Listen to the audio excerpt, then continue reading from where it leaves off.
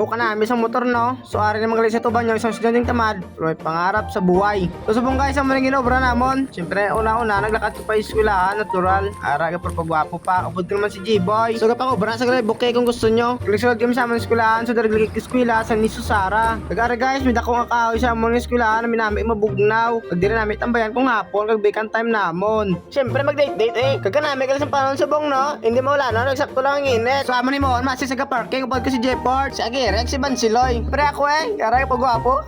Ares lang ka matamat na abot. Siyempre nagpa-parking sila namon isa-isa. Manamay kita pa sa organize kaya hindi ka mapudlan mag-parking, hindi ka mapudlan magwa. Way kagotok. Naulog yung rambutan number ko ako lang ng isa Salamat buddy. Nagpa-video na ako sa akong nga buddy. Kay bulos-bulos mga kami na para hindi makapag hindi mo mainitang hindi katama. Paging parking kung isa ka motor kay katagilid. Pag-shoutout kay Abines. Hi idol. Number ko si J-Port naman ay ikaw naman port kay dalan ko sa vlog ko. Tapos lang basta organize katama kay ka namin ang tawan nyo man ba makita mo sa video. Namin dire sa among parking andre sa Niso Sara. So judging time na para mabalantan din lang namin di na madaog. Hala ano na motor show.